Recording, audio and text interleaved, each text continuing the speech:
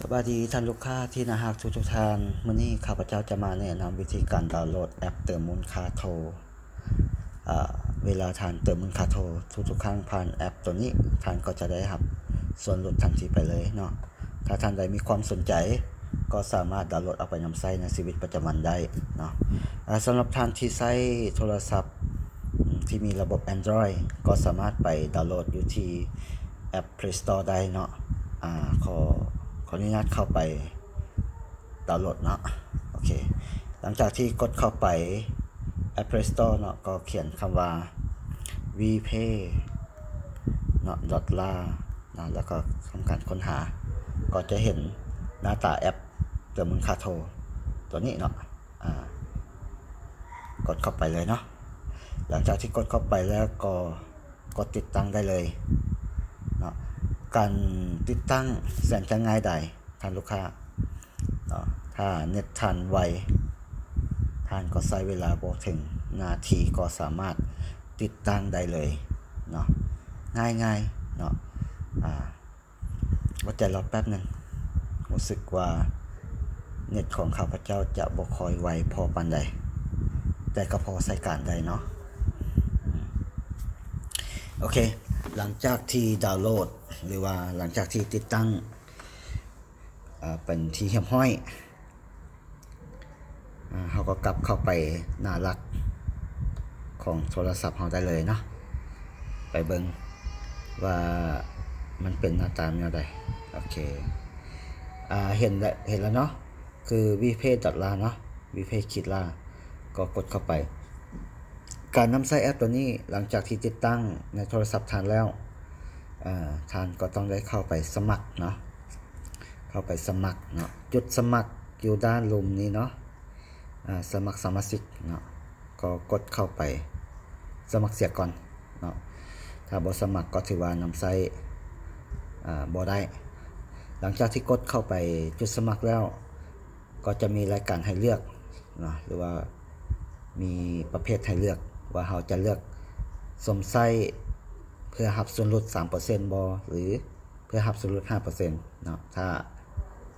นำไส้เพื่อรับส่วนลด 3% ก็จะบ่มีค่าสมัครถ้าต้องการนำไส้เพื่อรับส่วนลด 5% มีค่าธรรมเนียมหรือว่ามีค่าสมัคร 10,000 กีบเนาะแต่มื้อนี้ข้าพเจ้าจะมาแนะนำตัว 3% เนาะก็กดเข้าไปแล้วก็กรอกชื่อนามสกุลเนาะชื่อนี้แนะนำให้ท่านใช้ชื่อตามสมณครัวหรือตามบัตรประชาชนหรือตามบัตรนักศึกษาหรือตามพาสปอร์ตหรือปื้มพันแดงของท่านเนาะอันนี้เป็นตัวอย่างข้าพเจ้าก็จะใส่ว่าเท่าใส่ใจเนาะเท่าใส่ใจโอเคตัวอย่างเด้อหลังจากนั้นมาเลือกประเภทมี2ประเภทเท่านั้นเนาะบ่มีประเภทที่3บ่มีประเภทที่3โอเคกดตกลงไปเลือกเพศเรียบร้อยก็มาเลือกวันเดือนปีเกิดปีใด1900เท่าไหร่ข้าพเจ้าใส่ตอนนี้เนาะแรนดอมหมดละ1990บ่รู้สึกว่าเรียนตลอด โอเคปีใดก็ได้เนาะแล้วก็ตกลงเข้าไปหลังจากนั้นก็ป้อนหมายเลขโทรศัพท์ของท่านใส่เนาะ020เนาะข้าพเจ้าจะใส่เบอร์โทรข้าพเจ้าเองเนาะ97897954นี่เป็นเบอร์โทรศัพท์ของข้าพเจ้าเองส่วนตัวรหัสเนาะรหัสต้องป้อนรหัสเข้าไปให้มันครบ8ตัวเนาะใน8ตัวนี้ต้องมีตัวหนังสือเนาะตัวใหญ่1ตัวน้อย1จะขึ้นหน้าก่อนหรือจะตามหลังตัวเลขก็แล้วแต่เนาะแต่ข้าพเจ้าจะใส่ตัวใหญ่ก่อนเนาะแล้วก็1เนาะใส่ S ตัวใหญ่แล้วก็ใส่ตามด้วย2 1 2 3 4 5 6นะแล้วก็ตามด้วย S น้อยโอเคถือว่ากดเบิ่งเนาะ S ใหญ่เลข2ถือว่าผ่านเนาะเรียบร้อยแล้วก็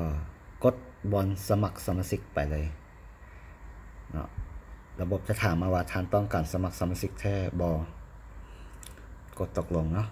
กดตกลงไปได้เลยหลังจากที่กดตกลงแล้วก็จะเห็นว่ารหัสสมาชิกรหัสใดเนาะและรหัสผ่านแม่นรหัสใดก็ทำการบันทึกไว้หรือว่าแคปหน้าจอไว้เพื่อบ่ให้ลืมเนาะรหัสตัวนี้มัน23890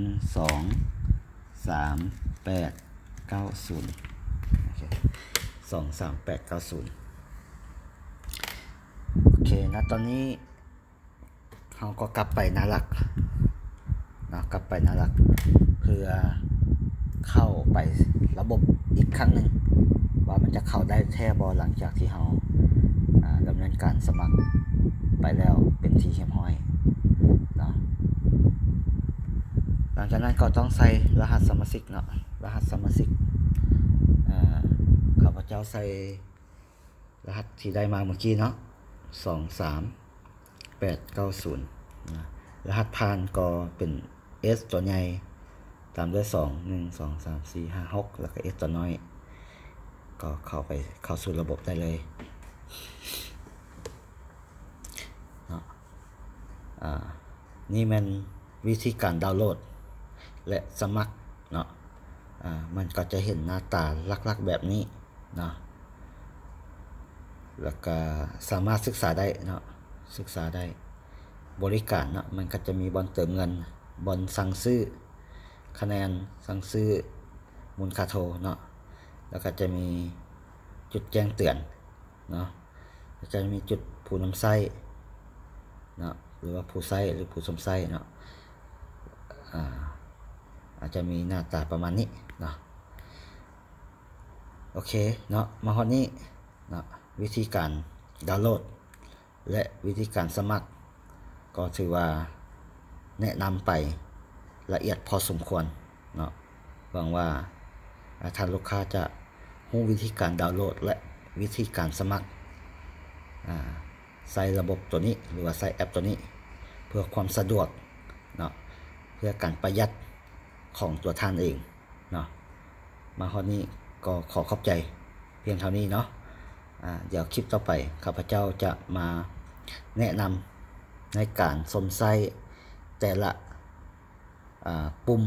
เนาะหรือว่าแต่ละฟังก์ชันของแอปตัวนี้ว่ามันใช้การแนวใดเนาะโอเคขอขอบใจสำหรับการติดตามเนาะ